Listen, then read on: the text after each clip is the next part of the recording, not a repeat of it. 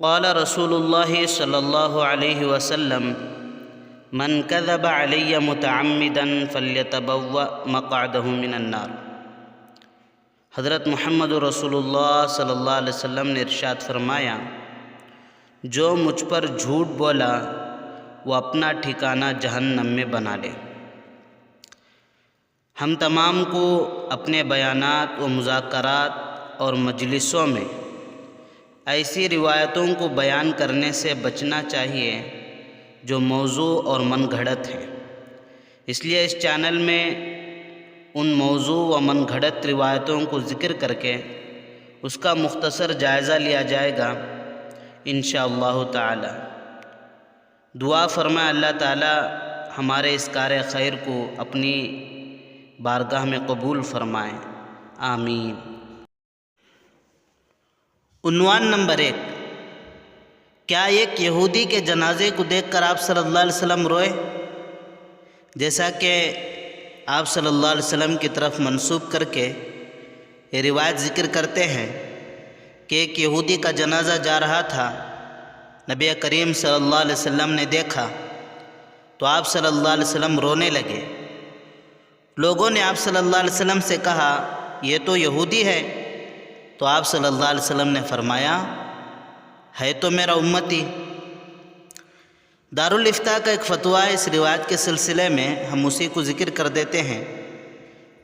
فرماتے ہیں یہ روایت کافی تلاش کے باوجود کسی معتبر کتاب میں نہیں ملی، لہٰذا جب تک کسی معتبر کتاب یا سند کے ساتھ نہ مل جائے اس روایت کو بیان کرنے سے بچنا چاہیے۔ کیا یہ حدیث موجود ہے کہ جس نے میری سنت کی حفاظت کی اللہ تعالیٰ 4 باتوں سے اس کی تکریم کرے گا؟ جیسا کہ اس روایت کو ذکر کرتے ہیں، من حفظ سنتی اکرمہ اللہ ب4 خصال، المحبۃ فی قلوب البررہ، والہیبۃ فی قلوب الفجرہ، والسعۃ فی الرزق، والثقۃ فی الدین۔ یعنی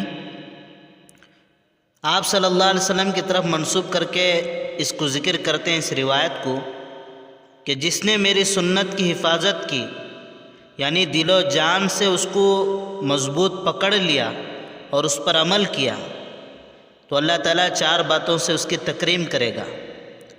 نمبر 1، نیک لوگوں کے دلوں میں اس کی محبت پیدا کرے گا۔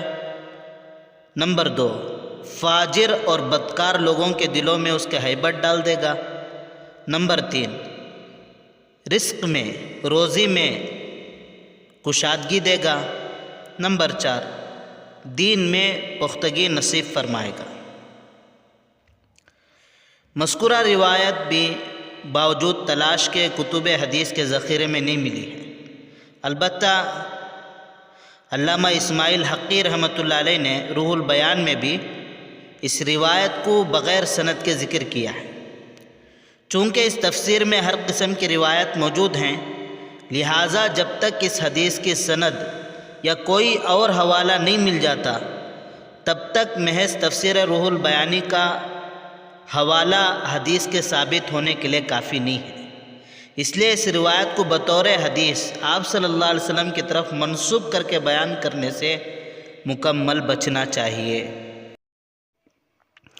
عنوان نمبر 3، اللہ تعالیٰ کو نبی صلی اللہ علیہ وسلم محبوب ہیں یا اپنا دین؟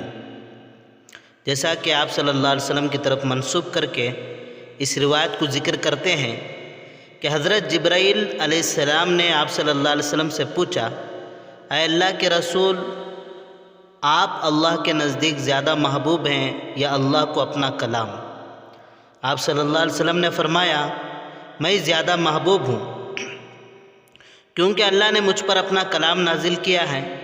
پھر پوچھا کہ آپ صلی اللہ علیہ وسلم زیادہ محبوب ہیں یا میں؟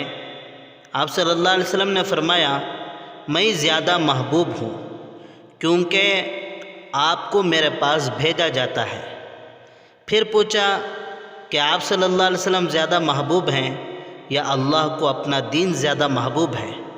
آپ صلی اللہ علیہ وسلم نے فرمایا اللہ کو تو اپنا دین زیادہ محبوب ہے، کیونکہ دین کے لیے مجھے بھیجا گیا ہے۔ دارالفتہ کا ایک فتویٰ ہے اس روایت کے سلسلے میں، وہ فرماتے ہیں ہماری نظر سے ایسی کوئی حدیث نہیں گزری ہے، چنانچہ اس روایت کو آپ صلی اللہ علیہ وسلم کی طرف منسوب کر کے بیان کرنا بالکل درست نہیں ہے۔ اللہ تعالیٰ ہم تمام کو من گھڑت روایتیں بیان کرنے سے حفاظت فرمائے۔